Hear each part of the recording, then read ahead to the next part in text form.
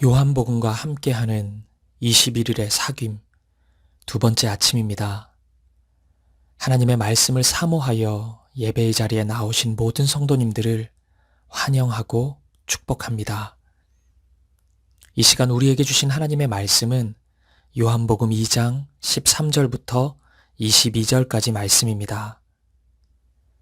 유대인의 유월절이 가까운지라 예수께서 예루살렘으로 올라가셨더니 성전 안에서 소와 양과 비둘기 파는 사람들과 돈 바꾸는 사람들이 앉아 있는 것을 보시고 노끈으로 채찍을 만드사 양이나 소를 다 성전에서 내쫓으시고 돈 바꾸는 사람들의 돈을 쏟으시며 상을 엎으시고 비둘기 파는 사람들에게 이르시되 이것을 여기서 가져가라.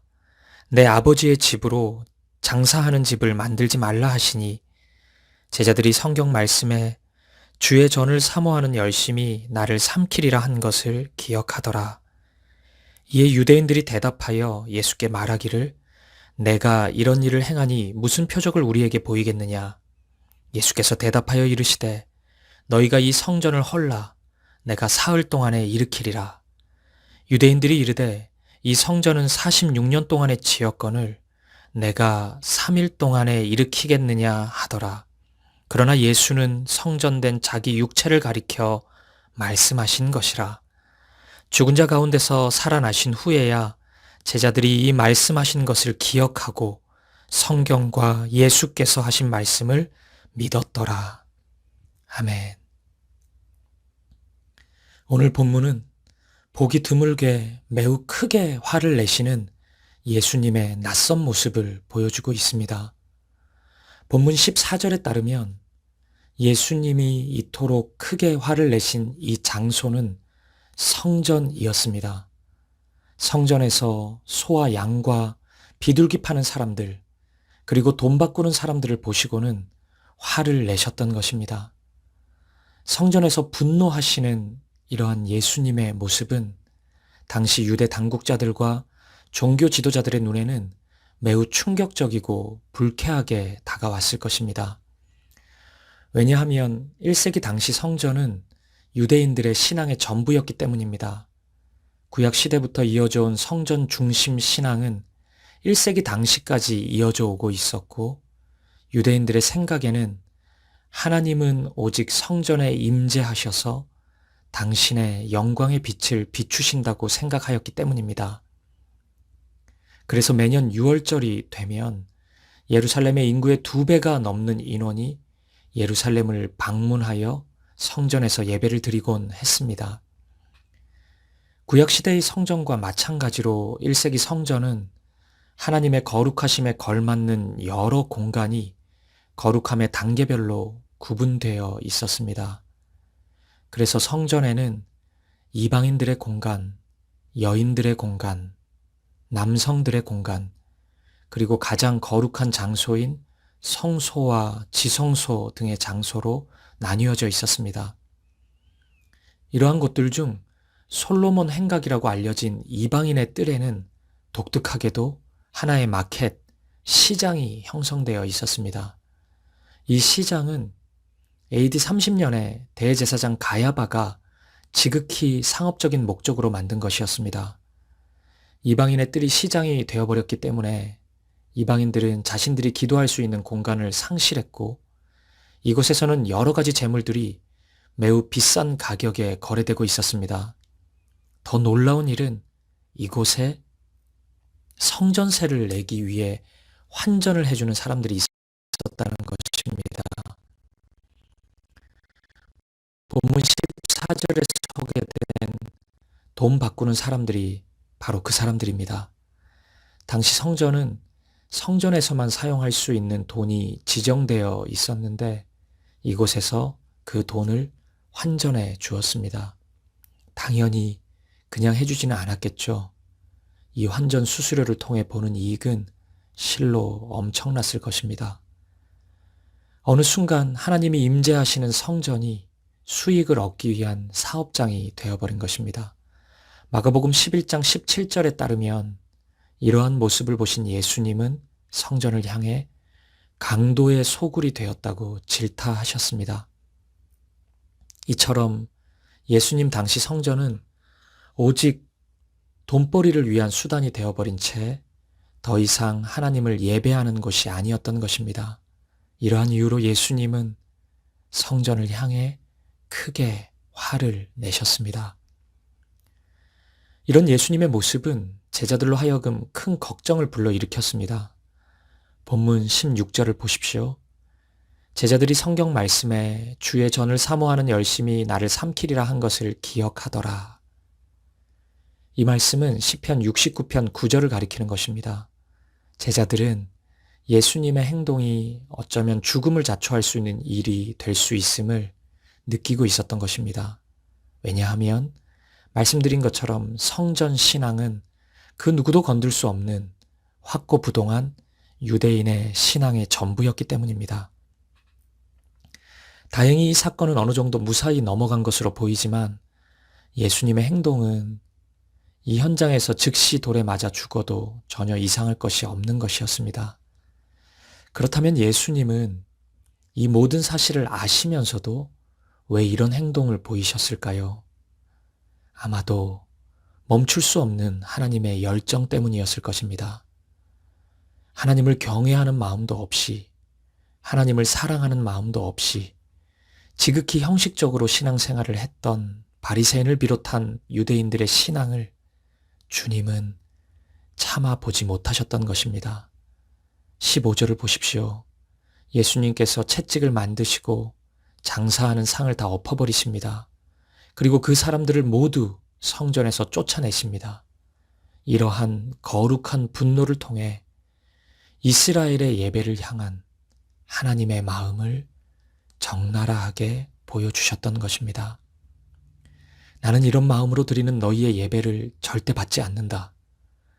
마음에도 없는 형식적인 예배로 나에게 더 이상 나오지 마라. 성전만 있으면 다 된다고 생각하는 것은 나를 성전에 매이는 존재로 규정하는 것이다. 하지만 나는 그렇지 않다. 나를 위해 성전이 있는 것이지 내가 성전을 위해 존재하는 것이 아니다. 주님은 이렇게 말씀하셨던 것입니다. 그리고 나서 예수님은 매우 놀라운 말씀 하나를 더 하십니다. 본문 19절입니다. 예수께서 대답하여 이르시되 너희가 이 성전을 헐라 내가 사흘 동안에 일으키리라. 성전을 허물라고 선언하시며 그 성전을 3일 만에 다시 세우시겠다고 말씀하십니다. 이것은 도대체 무슨 소리일까요? 본문은 이내 이 말씀의 의미를 설명해 줍니다. 21절입니다. 그러나 예수는 성전된 자기 육체를 가리켜 말씀하신 것이라.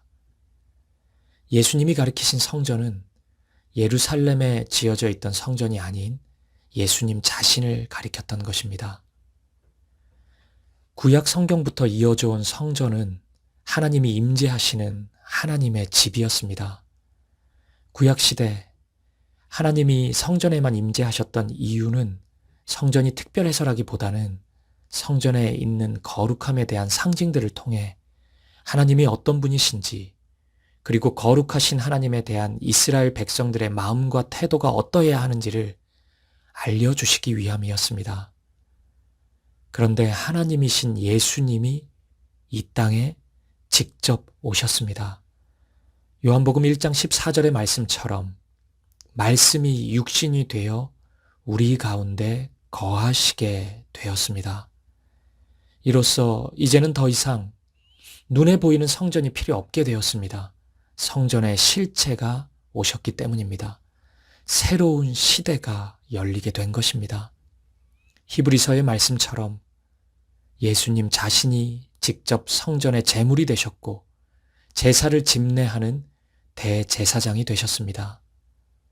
따라서 이제는 누구도 성전에 가서 제사를 드릴 필요가 없게 되었습니다.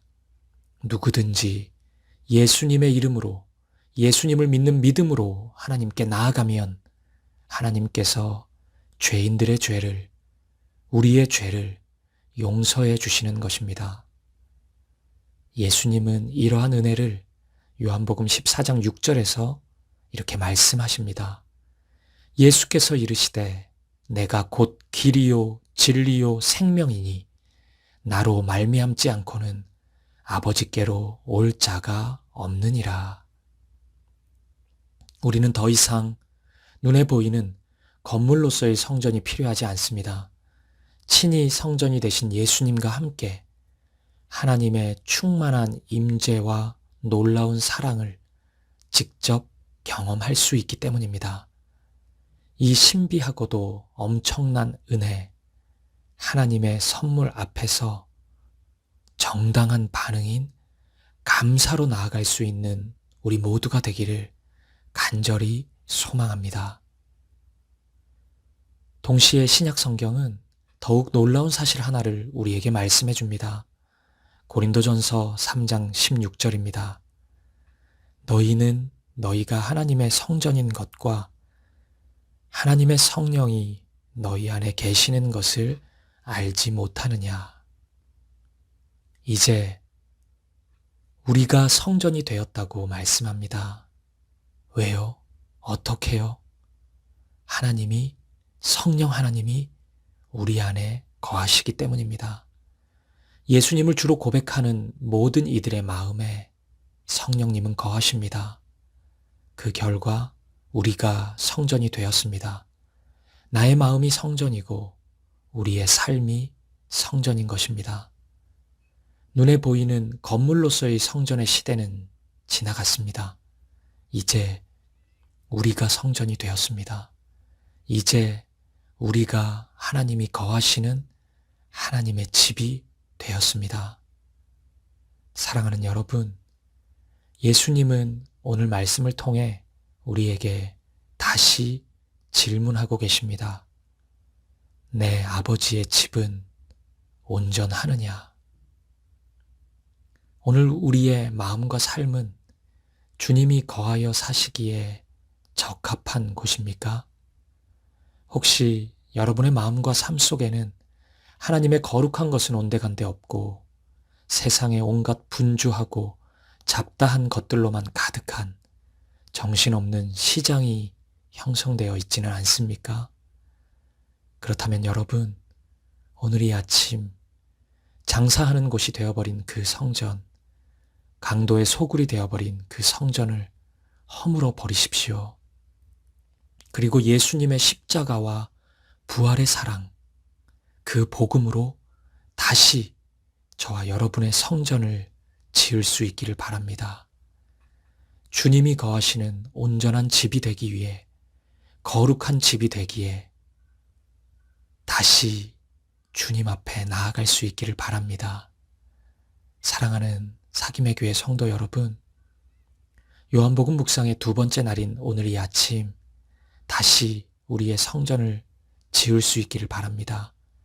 주일에 나눈 말씀처럼 우리 주님은 우리의 문 밖에 서서 문을 두드리고 계십니다. 주님이 우리의 문 밖에 서 계신 것이 언제부터였을까요? 언제부터 우리를 기다리신 것일까요? 문을 열고 예수님을 초청하십시오. 빛 되신 예수님이 여러분의 삶에 들어오시는 순간 새로운 성전이 시작됩니다. 새로운 삶이 시작됩니다. 온전한 성전 되신 예수님과 함께 더불어 먹고 마시며 우리의 마음과 삶을 거룩한 성전으로 드릴 수 있는 저와 여러분 되시기를, 새 성전의 삶을 다시 시작하는 오늘 이 하루가 되기를 주님의 이름으로 간절히 축복드립니다. 우리 다 함께 화면의 기도문을 보시면서 함께 기도드리시겠습니다. 거룩하신 성령 하나님, 오늘 이 아침 우리의 마음에 오시옵소서. 좌정하셔서 우리의 죄와 어두움을 모두 허물어 주시고 우리를 새롭게 하여 주시옵소서. 그래서 우리의 마음과 삶이 더 이상 장사하는 곳이 아닌, 강도의 소굴이 아닌 거룩한 곳이 되게 하여 주옵소서. 오직 예수님을 주인으로 모시고 예수님과 함께 먹고 마시는 축제의 삶을 시작하게 하옵소서. 그 새로운 출발이, 그 은혜와 사랑이 우리의 삶에, 우리의 가정에, 우리의 교회에 시작되게 하옵소서. 예수님의 이름으로 기도합니다. 아멘. 이 시간에는 요한복음 2장 말씀 읽기와 필사, 그리고 이어서 개인 기도의 시간을 가지도록 하겠습니다. 제2장. 사흘째 되던 날, 갈릴리 가나에 혼례가 있어 예수의 어머니도 거기 계시고 예수와 그 제자들도 혼례 청함을 받았더니 포도주가 떨어진지라. 예수의 어머니가 예수에게 이르되, 저들에게 포도주가 없다. 여자여, 나와 무슨 상관이 있나이까? 내 때가 아직 이르지 아니하였나이다. 그의 어머니가 하인들에게 이르되, 너희에게 무슨 말씀을 하시든지 그대로 하라. 거기에 유대인의 정결 예식을 따라 두세 통 드는 돌 항아리 6이 놓였는지라. 예수께서 그들에게 이르시되, 항아리에 물을 채우라. 하신즉 아귀까지 채우니 이제는 떠서 연회장에게 갖다 주라. 하심에 갖다 주었더니 연회장은 물로 된 포도주를 맛보고도 어디서 났는지 알지 못하되 물떠온 하인들은 알더라. 연회장이 신랑을 불러 말하되, 사람마다 먼저 좋은 포도주를 내고 취한 후에 낮은 것을 내거늘 그대는 지금까지 좋은 포도주를 두었도다. 예수께서 이 첫 표적을 갈릴리 가나에서 행하여 그의 영광을 나타내시며 제자들이 그를 믿으니라. 그 후에 예수께서 그 어머니와 형제들과 제자들과 함께 가버나움으로 내려가셨으나 거기에 여러 날 계시지는 아니하시니라. 유대인의 유월절이 가까운지라 예수께서 예루살렘으로 올라가셨더니 성전 안에서 소와 양과 비둘기 파는 사람들과 돈 바꾸는 사람들이 앉아있는 것을 보시고 노건으로 채찍을 만드사 양이나 소를 다 성전에서 내쫓으시고 돈 바꾸는 사람들의 돈을 쏟으시며 상을 엎으시고 비둘기 파는 사람들에게, 이것을 여기서 가져가라. 내 아버지의 집으로 장사하는 집을 만들지 말라. 하시니 제자들이 성경 말씀에 주의 전을 삼원은 열심히 나를 삼키리라 한 것을 기억하더라. 이에 유대인들이 대답하여 예수께 말하기를, 내가 이런 일을 행하니 무슨 표적을 우리에게 보이겠느냐? 너희가 이 성전을 헐라. 내가 사흘 동안에 일으키리라.